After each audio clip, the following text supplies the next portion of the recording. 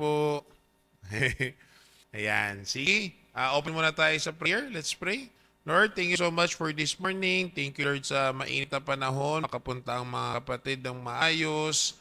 And I pray, Lord, for safety po sa bawat isa. And thank you sa mga pag-iingat nyo po sa mga nakarating na po dito.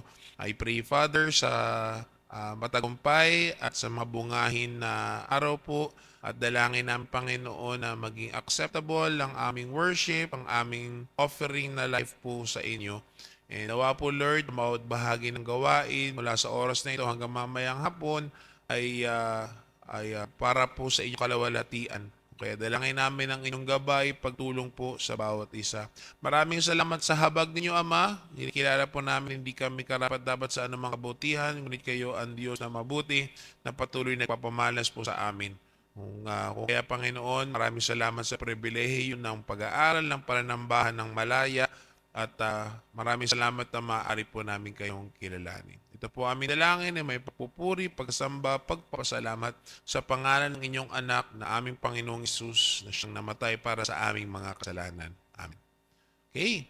So, yun nga po, no? Sa Christology tayo siguro last part, pero baka maging 2 parts itong na ito. Itong Christology natin. Abot kasi na po sa return.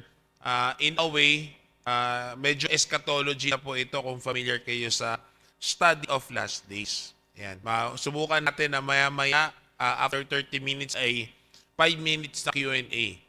Hindi natin ito maubos kasi medyo mahaba. So, ilang mga katotohanan po patungkol sa muling pagbabalik ng ating Panginoong Hesus. So, alam naman natin ng Panginoong Hesus umakyat sa langit at muli siyang babalik. So, ang question nito, kailan?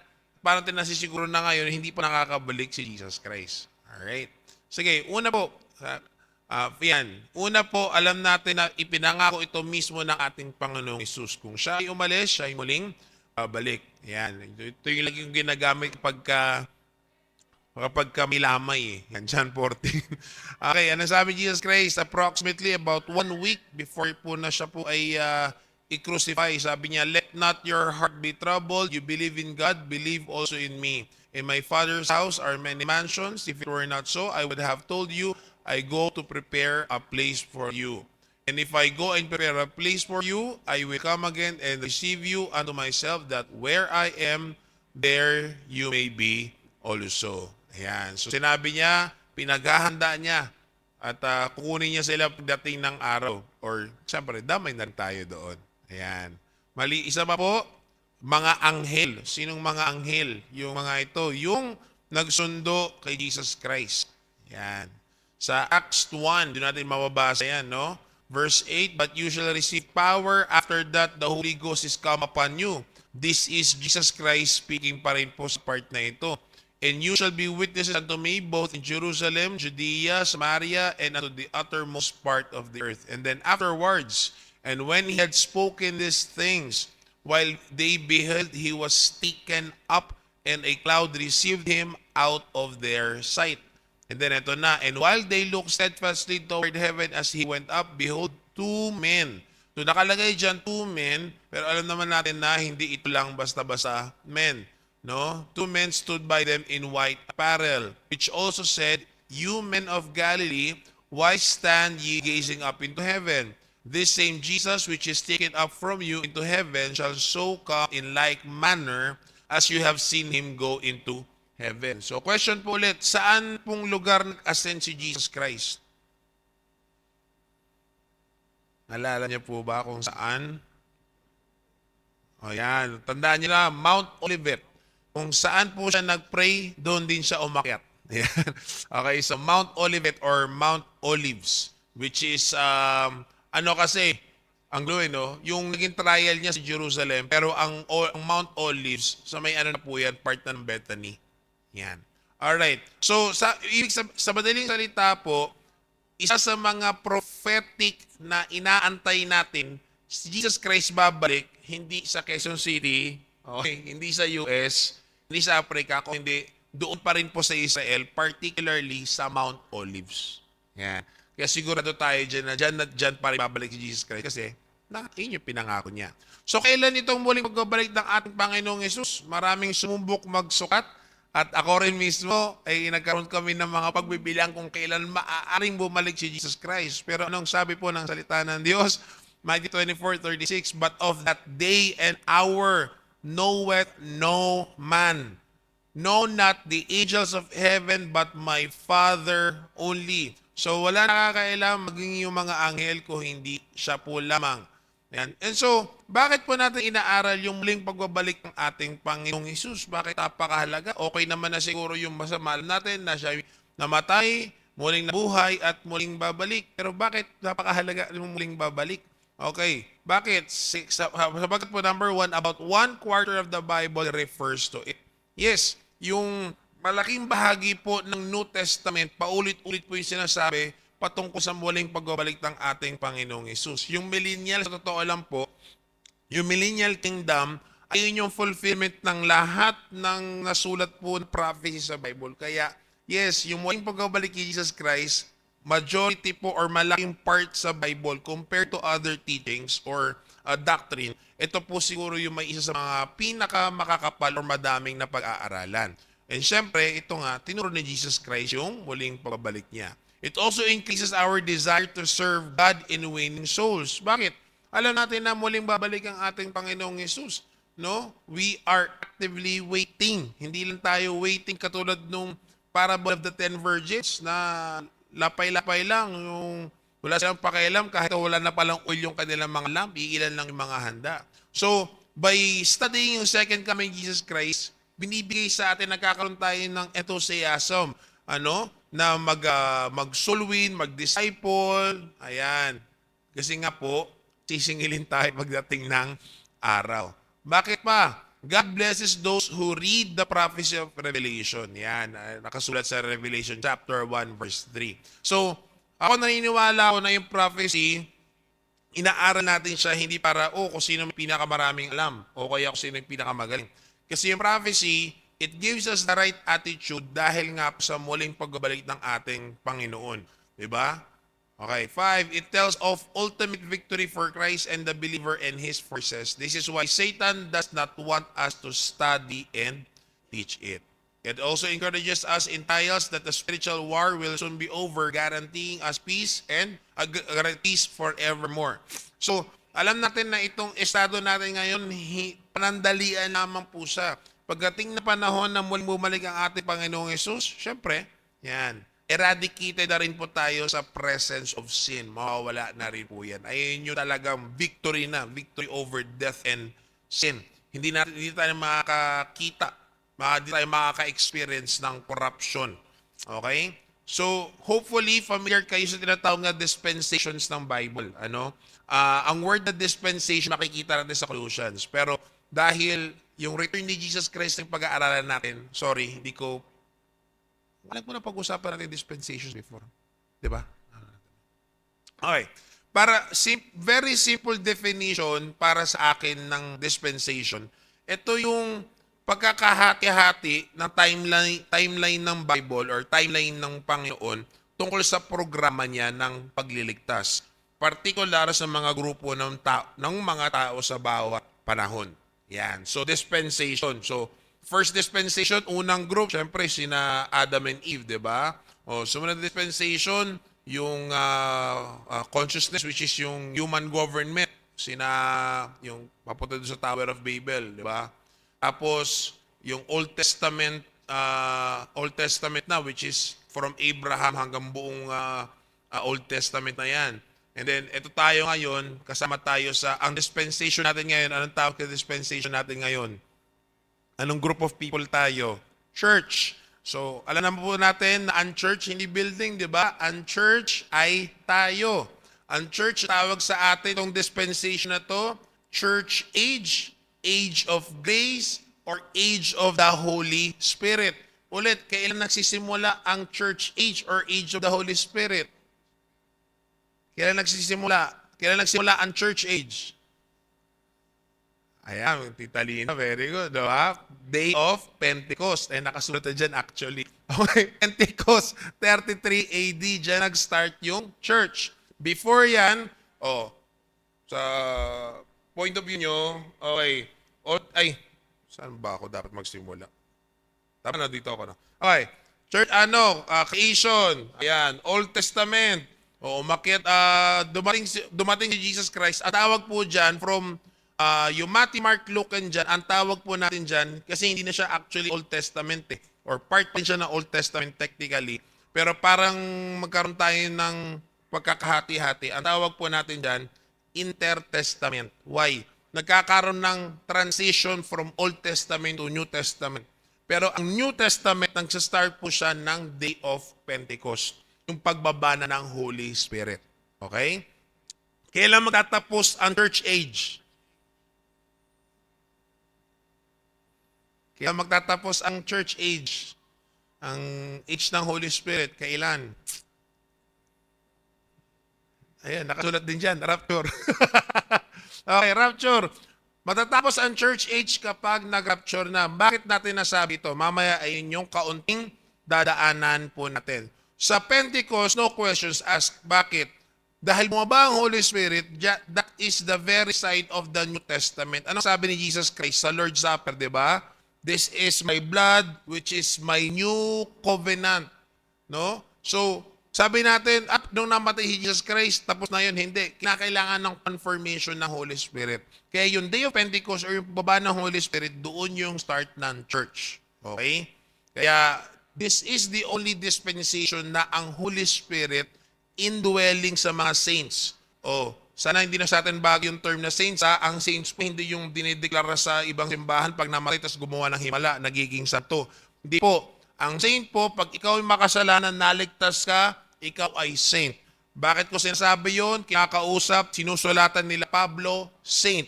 To the saint in Philippi, to the saint in Colossae, okay? So buhay po yung mga saint, hindi sila mga patay. Alright? So ayan.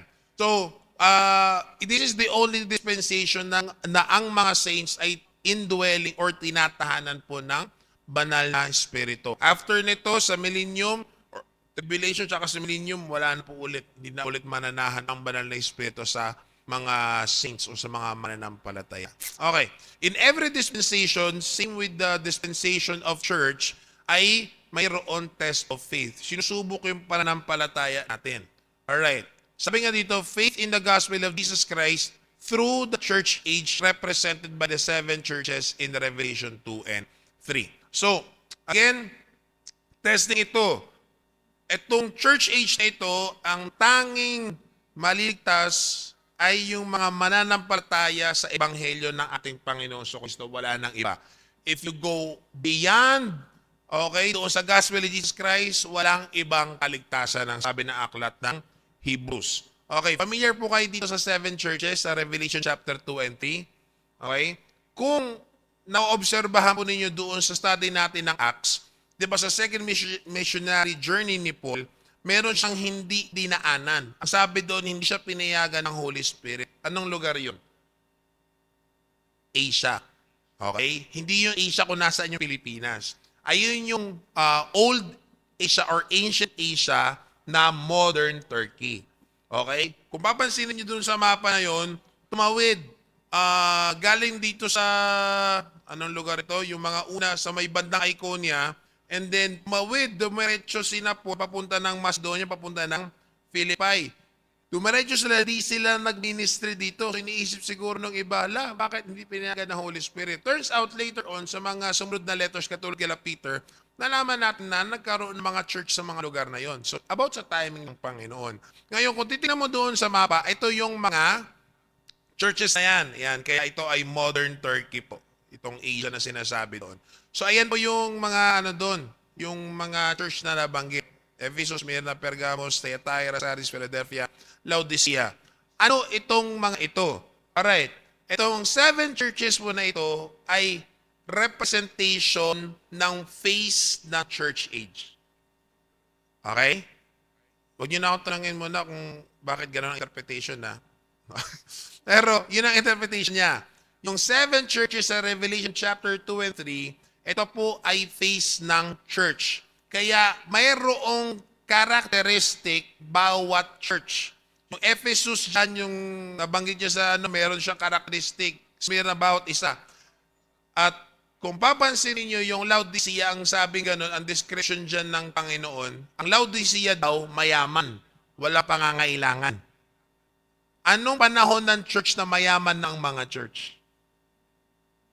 Ngayon. Di ba?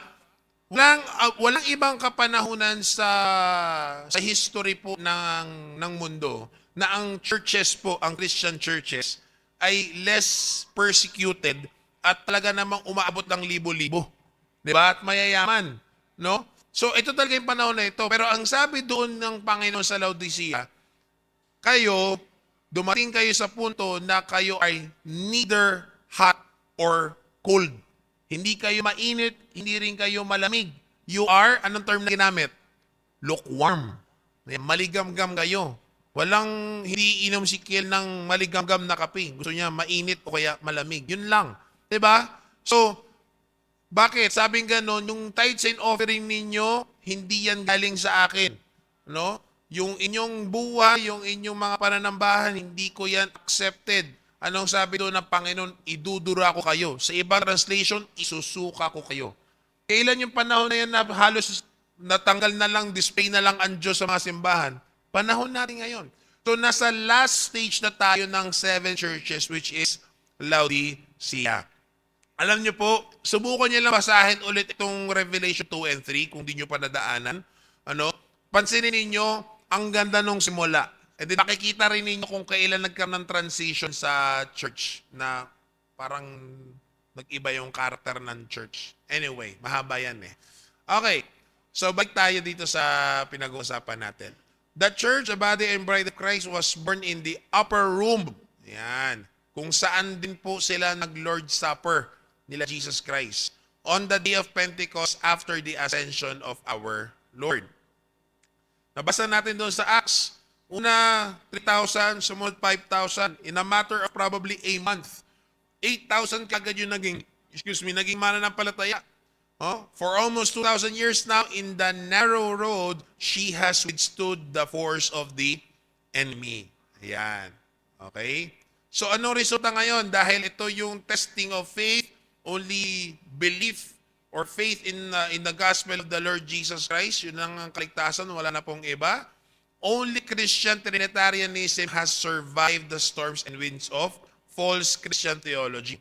And very unique po talaga ang paniniwala natin tungkol sa Diyos. We are monotheistic pero at the same time Trinitarian. Okay? Alam nyo ba na very unique ang doctrine na yan? Kasi naniniwala tayo na iisa ang Diyos pero tatlo yung persona. Kumbaga sabi nga nila, napakahirap i-explain ng doctrine na yan kasi you cannot use any example. Magiging modalism yun. Kung familiar kayo sa modalism. Anong pagkakapaliwanag ng iba sa Trinity? Gagamitin nila minsan itlog. Yung yoke daw, yung Holy Spirit. Tama ba ako? Ang Father, yung yoke, yung Father. Yung puti, Holy Spirit. Yung shell daw si Jesus. Huwag mo lang gawing itlog ng Diyos. Malayo naman. O kaya minsan, actually may mga kaibigan akong scholar din na kaya nagamit ko rin tong idea na ito noon. No? Yung ang Diyos parang tao. Yung Spirit, Father. Yung soul, Holy Spirit. Yung body, Jesus. Pero iisa lang. Again, hindi pwede. Tandaan niyo ito mga kapatid, never ever compare ang Trinity, ang Diyos, to anything. Okay? Pinagbabawal ng Diyos na ikumpara siya sa kahit ano o kahit kanino. Hindi pwede. Okay? So basta at tatanggapin lang natin, pagdating na ito, pag-aaralan natin yung Trinity mismo, we believe in one God but in 3 persons. Very unique. Ako, ang being ko is human. Maniwala kayo sa hindi. Okay? I have one being which is human, pero I have one person which is Mike. That is the person. Okay? Ang Diyos, iisang being niya. God. Okay? Pero, 3 distinct person. 3 distinct roles. Alright? And then, if you go beyond, okay, pag hindi ka maniwala dyan, ayun. Pwede. Hindi, masasabi natin na part siya ng, parang ang bigat kasi gamitin yung term, no? Pero part siya ng apostasy or part siya ng unbelief. Okay? So, ayan. So, ano yung mga halimbawa niya na hindi naniniwala sa ah, monotheistic Trinitarianism? Okay. Alam niyo na siguro to. Siyempre, INC. INK dapat, no? Kasi kinakalagay dyan. Oh, yun. JW, Jehovah's Witness. Familiar kayo kay Armstrong? Tagal na ito. Pagka napag-aralan natin yung cults, daanan natin yung mga yan. Christian Science. Sino kilala yung Christian Science? Tom Cruise. Yung pinakasikat sa Christian Science ngayon. Oh, sa mga Scientologist. RCC. Okay. Ito by the way, yung RCC, ano sila? Monotheistic Trinitarian po sila. Yan yung masasabi ko, ang RCC. Problema, dumami. Kasi may Marianism din, may Tomasian, ilan, dumami nga lang, no? Sobrahan. Okay. Ang Anglican Church, sorry, di natin naanan masyado kasi. Oh. MCGI, ang dating daan po, hindi religion ha, hindi siya denomination. Ang dating daan po, broadcast. Okay? Ano po siya? Ano tawag nyo? Stasyon? Network. O parang ganun. Okay? Tatindaan. Okay? Ang religious group nila, MCGI. Okay? Pag nakita niyo yung logo, search nyo na lang. The Members of the Church of God International. Yan. At syempre, yung hinahanap natin para yumaman tayo, na joke lang. Okay. Kingdom of Jesus Christ. Kulang pa dito, wala pa yung ano Ay, ito pa pala. Yan. Seventh-day Adventist. Yung, alam niyo yung logo nung kay Kibuloy? Search ninyo. Ayan. Pati yung sa INC, search niyo yung logo. Naku, buti na lang di tayo sikat, so kahit mapanood ako, wala naman siguro mag-ano sa akin. Okay, SDA, Seventh-day Adventist. Sa lahat ng, babanggitin ko talaga to. Sa lahat ng mga kulto, sa lahat ng mga cults of Christianity, ang SDA ang pinakamalapit sa atin. Kasi monotheistic Trinitarian sila, most ng doctrines about sa Bible, halos pareho tayo. Ang difference lang yung salvation mismo. They're charismatics, spiritism. Ito, hindi to under ng Christendom. Ito yung mga tinatawag natin world religions. Judaism, Islamism, Hinduism, Buddhism, atheism, and ano? Ang atheism ba religion? Ang atheism ba religion? Religion siya actually. Bakit? Pag sinabi mong religion, out of faith. Ang atheism, faith siya. Bakit? Walang evidence ang atheism. As much as they're saying na they are evidence-based, walang evidence. Lagi nga sinasabi ni Comfort, give me an evidence of an evolution. Ang sasagutin sa'yo lagi, cannot be proven by time. If it cannot be proven by time, therefore no evidence, therefore not scientific. Therefore, atheism is religion. Okay. Yung introduction, 30 minutes pa lang. Okay. Okay. So, kailan ipapatoy yung judgment na ito? Ayan. Siyempre, pag namatay na tayo, kanya-kanya na. No? Pagka dumating na yung paghukom ng ating Panginoon. And, of course, divine provision. Ano yung test? Test of faith. Okay? Gospel of the Lord Jesus Christ lang, yun lang. Judgment, after death. Ano divine provision sa atin? Siyempre, grace. Okay, sabihin ko na agad sa inyo kung babalikin man natin ulit yung pag-aaral sa dispensation. In every dispensation, there's a test of faith. In every dispensation, there is judgment. In every dispensation, mayroon pong divine provision, which is always, always grace. Walang dispensation na naligtas dahil sa pagsunod sa Panginoon. Ang sabi ng iba, ang Old Testament daw, naliligtas sa pamamagitan ng pagsunod sa batas ni Moises. Hindi totoo at hindi pwede. Bakit? Kinakailangan mo masunod yung buong Mosaic law. Sino makakasunod sa 613 na law? Wala. Okay? So even Old Testament, sila rin po ay naligtas sa pamamagitan ng pananampalataya sa biyaya ng ating Panginoong Yesus. Wala pa naman si Jesus Christ noong Old Testament Well, ganito po yan. Tayo pong New Testament, na pinanganak or nag-exist ngayon 2024 AD, we are looking back to that grace. Ang faith natin looking back. Okay? Ang Old Testament believers, ano sila? They are looking forward. They have faith. They are looking forward sa parating na grace. Tayo, we are looking back sa dumating na grace. You see the difference? Pero same faith, same grace. Okay?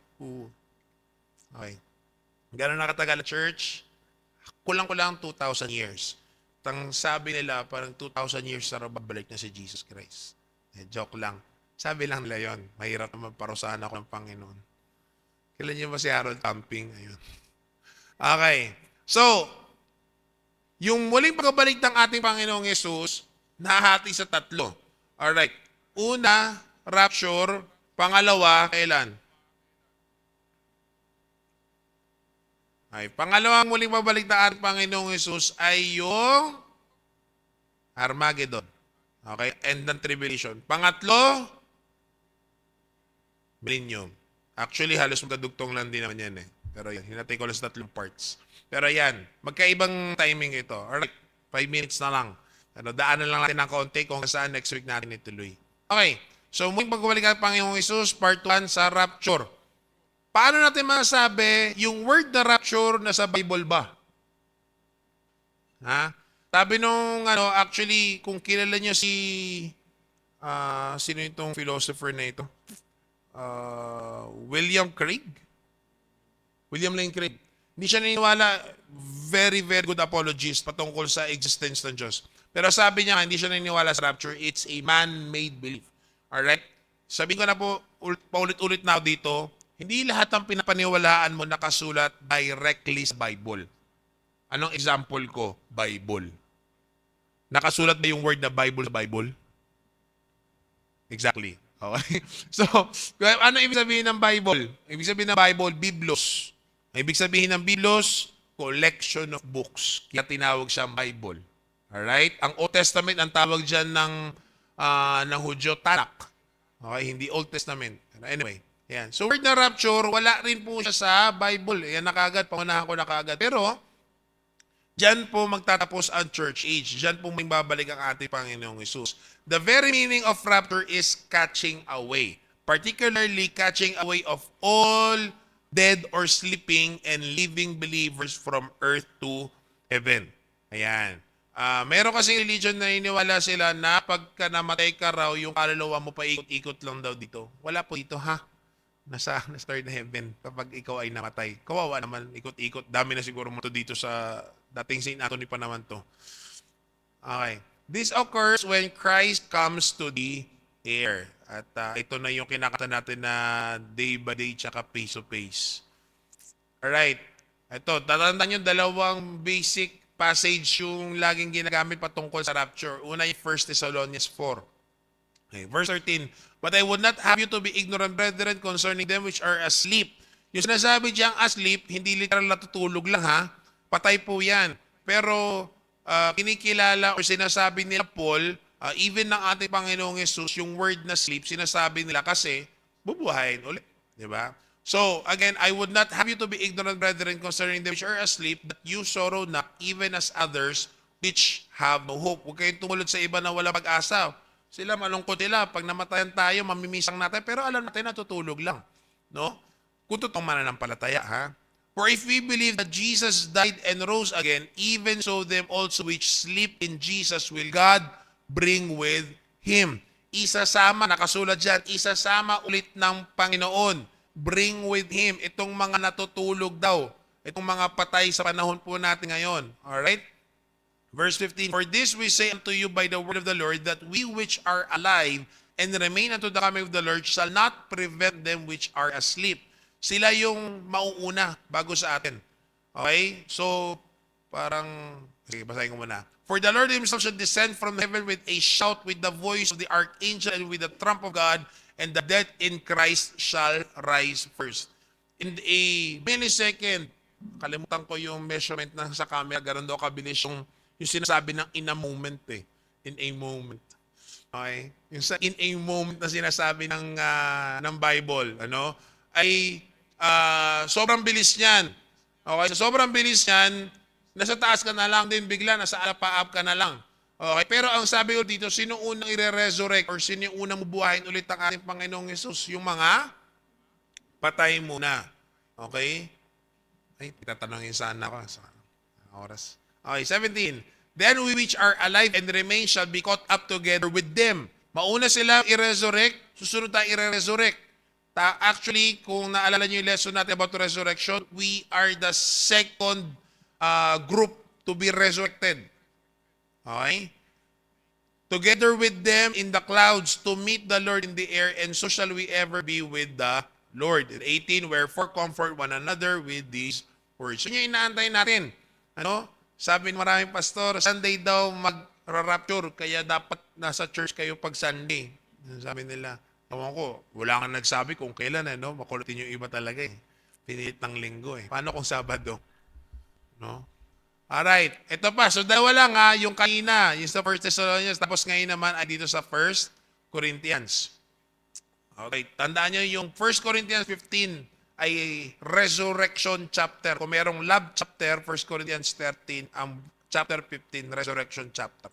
Okay, verse 51, behold, I show you a mystery. Bakit mystery? In the Old Testament, hindi binabangit itong doctrine ito. Pero anong sabi ni Paul? We shall not all sleep, but we shall all be changed. So, again, sinasabi dyan, di natin alam, pwedeng ngayon, pwedeng bukas, pwedeng mamatay muna tayo bago bumalik ang Panginoon. Pero bottom line, sa muling pagbabalik ng ating Panginoon, may mga patay na pero may mga buhay pa. Either, lahat tayo ay babaguhin ng Panginoon. In a moment, in the twinkling of an eye, sa isang kisap mata, at the last trump, for the trumpet shall sound and the dead shall be raised incorruptible and we shall be changed. Bibigyan tayo ng bagong katawan. Sinong example natin ng bagong katawan? Who is the first fruits of the resurrection? Sino po? Clear naman si Jesus. Kaya kinakailangan mag-resurrect si Jesus. Why? Kailangan niyang mamatay so He can die for us. He needs to be resurrected so He can resurrect for us. Nakuha? Okay? Para nang sa ganun tayo, sabi natin, hindi natin alam kung anong itsura ng resurrected body. Itong katawan natin ngayon, tagalan, magre-wrinkle, di ba? Magkukulubo tayo, mamamatay tayo. Sabi niya dito, babaguhin yung katawan mo, alright? Magiging incorruptible, magiging immortal, hindi na siya mabubulok. Okay? Sa ngayon, mangangamoy lupa pa tayo. Pero pagdating ng time, hindi ka na mangangamoy lupa. Yan. Anong example? Katawan ni Jesus Christ. For this corruptible must put on incorruption, and this mortal must put on immortality. So when this corruptible shall have put on incorruption, and this mortal shall have put on immortality, then shall be brought to pass the saying that is written, death is swallowed up in victory. Yan. Kaya yung death, sa ngayon lang po yan. Okay? Ang sabi doon, love, ano yun? Love, charity, hope, faith. Pero ang matitira na lang yung love. Bakit? Yung hope mawawala, yung faith mawawala. Kasi pagdating ng time, mukhaan na tayo maharap sa Panginoon. Yan. Right? So, ano yan? Very, very unique yan. Kasi, ang sabi ng Bible, spiritual siya, pero at the same time, physical. Very unique. Bakit ko sinasabing spiritual at the same time physical? Kita mo si Jesus Christ sa isang lugar, mamaya nasa ibang lugar na naman. Di ba? Pero physical yun. Anong patunay ko? Naalala nyo ba last week may binasa tayo sa John 21? Anong ginawa ni Jesus? Pinag-ihaw niya yung mga tao. Pinag-ihaw niya sila, Peter. Kumain sila. Oh, meron siyang body. Alright? Pero, bigla siyang lumilipat na ibang lugar. Okay? Lumilipat-lipat siya ng lugar. So, physical, pero at the same time, spiritual. Okay, last. Now we beseech you, brethren, by the coming of our Lord. Sorry, extend ako few more minutes. Now we beseech you, brethren, by the coming of our Lord Jesus Christ and by our gathering together unto Him, that ye be not so shaken in mind or be troubled neither by spirit, nor by word, nor by letter as from us, as that the day of Christ is at hand. Ano sinasabi dito ni Paul sa church sa Thessalonica? Huwag kayong magduda. Okay, sasabihin ng iba, ay, ito na, bumalik na ang Panginoon. O kaya sasabihin ng iba, ay, ano na, kasalukuyan, nandito na ang Diyos. Nasaan? Nasaan daw? Nasa Davao. Tatago. Hindi, pero lang. Okay, so sabi nga nun, huwag kayong basta-basta maniwala. Okay, huwag kayong basta-basta na madala. Verse 3, ito na. Paano natin masasabi na hindi pa talaga bumabalik si Jesus Christ? Or paano natin masasabi na dumating na si Jesus Christ? Verse 3, let no man deceive you by any means, for that day shall not come until ano? Except there come a falling away first. First condition, ano yon? Kailangan mo na magkaroon ng falling away. And then, anong mangyayari? Pag nagkaroon na ng falling away, that man of sin be revealed, the son of perdition. Sa tingin nyo, sino yan? Basahin nyo. Man of sin be revealed, son of perdition. Sa Bible, yung son of perdition, alam nyo kung kanino ginamit? Okay. Kay Satan ginamit din. Ginamit kay Judas. Pero at this point, sabihin ko na kaagad sa inyo para habang binabasa yung gets na kaagad, si Antichrist. Okay? So, bakit ko sinabi si Antichrist ito? Hindi si Satan, hindi rin si Judas. Una po, man of sin. Pangalawa, hindi pa rin bumalik ang patay. Kaya, si Antichrist po ito. This is man. Pero bago mag-start ng trabaho si Antichrist, kinakailangan magkaroon ng falling away first. May iba't ibang interpretations ng falling away, pero, ayan. Pag sinabi natin falling away, apostasy. Pag sinabi natin apostasy, para simplest na na kapaunawa siguro. Ganito lang. Christian. Susunod, sabi niya, hindi na siya Christian. Ganon kasimple. Apostasy. Apostate. Sinasabi niya ngayon, believer siya. So mamaya, hindi na siya believer.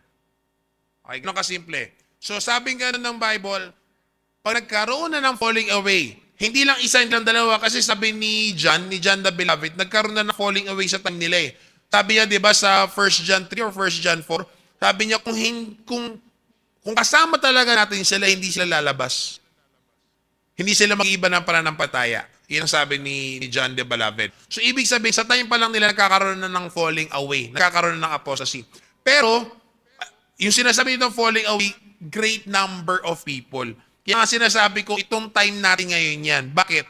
Madaling maging Christian sa time natin ngayon. Sobrang dali. Diba? Ang hirap na nga mag-invite eh. Ha? Ang dali-dali. Kaya magkakaroon ng great falling away or magkakaroon ng great apostasy. Another term yung sinabi doon, yon, yung man of sin. Si Antichrist po yan. Tapusin ko na. Okay, then, ayan. First word tayo. Who opposeth and exalted himself above all that is called God or that is worshipped, so that he as God seated in the temple of God, showing himself that he is God. Yes, kaya ang gagawin ni Antichrist, pagpasok niya ng Great Tribulation, ewan ko makakasunod natin sa inyo. Pero, pag start ng Great Tribulation or yung 70th week, discuss sa inyo rin ni Pastor Sam yan, okay? Ang gagawin ni Antichrist, he will appear as man of peace. Literally, yung appearance ni Antichrist, Jesus. Jesus yung very character niya. Very loving, very peaceful. Yung first 6 months na kanyang tribulation, alam niyo kung ano mangyayari? Pag-aayusin niya yung mga bansa. Kaya nga magkakaroon ng world peace. Di niyo na kailangan sumali ng Miss Universe at sumagot ng world peace. Mangyayari ang time ni Antichrist. And then, anong mangyayari? Yun, sasabihin siya mga tao. Okay? Kasama sa tropa niya si Paul's prophet. Okay. Verse 5. Remember ye not that when I was yet with you, I told you these things. Ito na. And now you know what withholdeth that he might be revealed his time. Meron daw nag-withhold. Another term is restrainer. Okay? Ano yung nag-withhold? Sa ibang translation kasi, okay, ang sabi dyan, ayun, nag-withhold, ibig sabihin nag-restrain, nagpipigil. Nagpipigil para mag-appear si Antichrist. Okay, balikan ko Yan, no? And now you know what withholdeth that he might be revealed in his time. May nagpipigil na siya ay ma-reveal or para siya ay magsimula sa kanyang trabaho as the Antichrist. Okay? Right, diretso ko na muna. Next week na lang kayo magtanong. For the mystery of iniquity doth already work. Only he, person, who now letteth with let until he be taken out of the way. Another translation sa NLT na lang para mas madali. This lawlessness is already at work secretly. Nagsastart na magtanim si Antichrist. Nagsastart na mag-work si Satan. And it will remain secret until kailan mag-start ng work si Antichrist? The one who is holding it back steps out of the way. Hanggang sa umalis, ito. Okay, sino lang may kayang wala tayong time eh. Sino lang may kapangyarihan magpigil sa kay Satan? Sino? Si Kyle. Joke lang. Sino kaya na magpigil sa force ni Satan, sa force ni Antichrist? Okay? Siguro lahat mag-a-agree dito. Siyempre, Diyos lang. Okay? And presently, nasaan si Jesus Christ? Wala dito sa lupa. So yung sinasabing wickedness of the world or yung lawlessness, hindi pwedeng si Jesus Christ yung restrainer. Sino yung person ng Trinity na nandito sa lupa? Holy Spirit. Okay? Nasaan Holy Spirit? Nasa atin. Sa madaling salita, shortcutting ko na next week tuloy iba kasi sorry. Extend na ako 10 minutes. Hanggat nandito ang Holy Spirit, sa madaling salita, nasa atin, hanggat nandito ang church age, hindi pwedeng mag-start si Antichrist. Kailan mawawala ang church? Rapture. Sa madaling salita, kailan mag-start si Antichrist? After rapture. Gets? Bakit ko pinapaliwanag yan ng klaro? Kasi sabi ng iba, sa mid-tribulation daw tayo. Ano ibig sabihin? Presently, nag-start na rin yung tribulation period. Okay? O kaya may mga nagsasabi na tapos na yung tribulation. Okay? Bahala kayo sa buhay nyo. Basta ako, Christian ako. So, nandito ang Holy Spirit na iniwala ko. Hanggat nandito pa yung church. Okay? Pero magkakaroon ng peking church during tribulation sa tingin ko. Anyway. Alright.